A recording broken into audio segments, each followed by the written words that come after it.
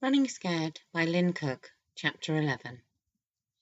The learning curve Lee was faced with was steep, but she thrived on it. She was working very closely with Stephen again, who she considered her mentor, as well as many other senior consultants. Lee contributed greatly to a lot of projects, and within 6 months had earned the title of consultant. Her working relationship with Greg remained on an even keel, with him playing the part of Mr. Hyde, irritating her, but in a comfortable sort of way, and although she knew that he only ran the company by birthright, she often had to concede that fortunately he was good at what he did.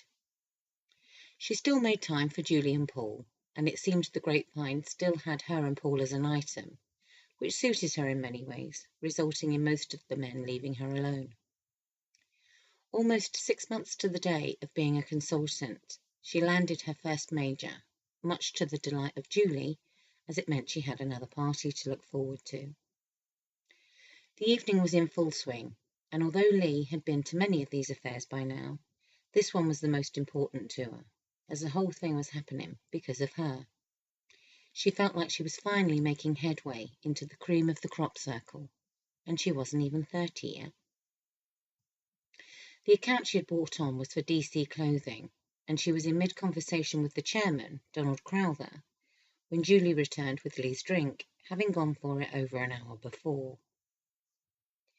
Lee accepted it with thanks, but then did a double take at Julie as she noticed a weird look on her face.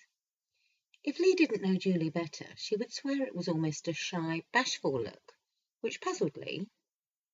She turned back to continue her conversation with Donald, but he seemed completely mesmerised by Julie. It almost seemed like there were sparks flying between the two of them. Donald was certainly a handsome enough man, although he would never be what Lee considered to be Julie's type. For a start, he appeared to be in his mid-40s, with dark, swept-back hair that was receding fast and going dangerously thin on top. He wasn't exactly tall and was fairly stocky.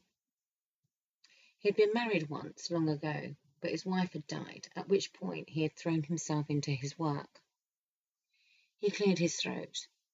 "I wonder, Lee, would you do me the great pleasure of introducing me to your charming friend here?"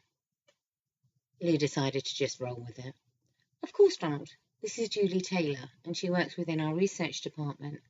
Julie, this is—" "Yes, I know," Julie interrupted. "You're Donald Crowther." She blushed.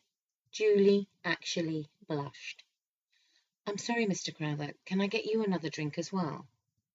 "Donald, please," he corrected her. "Is there any possibility I can refuse the drink but ask you for a dance instead?" "I'd be delighted." She looked it, too. Julie was so lost in her own little world, she practically threw her glass at Lee, emptying the entire contents down Lee's brand-new silk dress she had bought especially for the occasion. Julie looked horrified. "Oh, Lee, I'm so sorry." Lee laughed through her teeth. "Don't worry about it, Julie. You two go and dance, and I'll have this cleaned up in no time." Neither of them argued the point as Donald led Julie onto the dance floor, leaving Lee in search of the nearest ladies' room. She changed her mind en route, deciding that the ground floor kitchen would be preferable, as then she would have the option of towels instead of tissues, so pushed her way through the crowd to the far end of the floor by the lifts.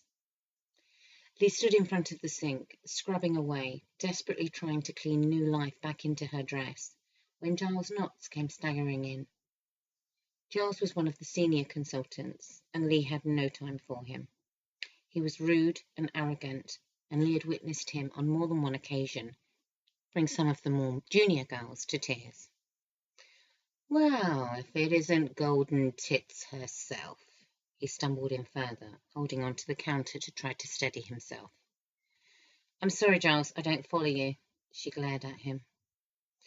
"Well, they must be golden," he hiccuped, "seeing as everything you touch seems to turn to fucking gold, and I assume you do touch them, as apart from that bean counter you're fucking, nobody else seems to get a look in. Quite fussy with that Midas touch of yours, aren't you?" he hiccuped again. Lee so didn't need this right now. "How kind of you to say so, Giles. Now, was this something you wanted? Because if you don't mind, I'm busy." Oh, but I do mind. He took another unsteady step towards her. I mind very much as it happens. My life, another hiccup, and my career are going down the fucking toilet, and you waltz in here like a breath of fresh air and can't put a fucking foot wrong. Obviously, you must be blessed with some sort of inner good luck charm. He took another step towards her. Perhaps, he hiccuped again, perhaps if I were to fuck you right here and now, some of that good luck might rub off on my dick, and I can be golden bollocks too. Lee's patience broke.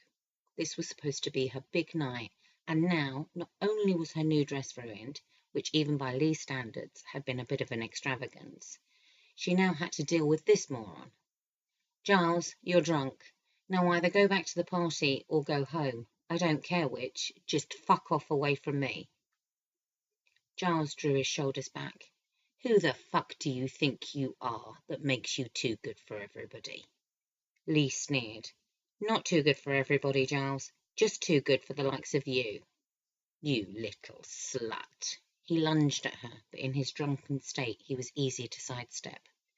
Too angry herself now to even think of leaving, she turned on him. Slut? You must be confusing me with your normal female company.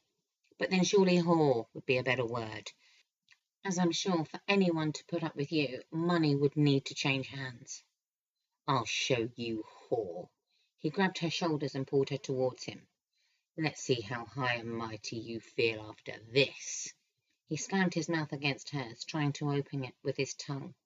He smelled of alcohol, stale cigarettes, and sweat, and it made Lee feel physically sick. She didn't even think, just reacted, as she brought her knee up into his groin as hard and fast as she could. Giles' cry, though loud, could not drown out the ripping sound Lee heard and felt behind her. He fell to the floor, holding his groin, and she stepped back, looking behind her to see that her dress had torn practically to the waist. Shit, she said to herself. Giles looked up with pain across his face. You bitch, he croaked. Don't push it, Giles, and don't you ever, ever touch me again. Do you understand? I think that's clear enough, don't you, Giles? They both turned to see Greg standing in the doorway, looking very angry. Giles staggered to his feet, trying to gain some composure. Greg, You're leaving, Giles, right now, Greg interrupted. There was no way Giles was going to argue the point, so he staggered towards the door. Greg stepped in his way.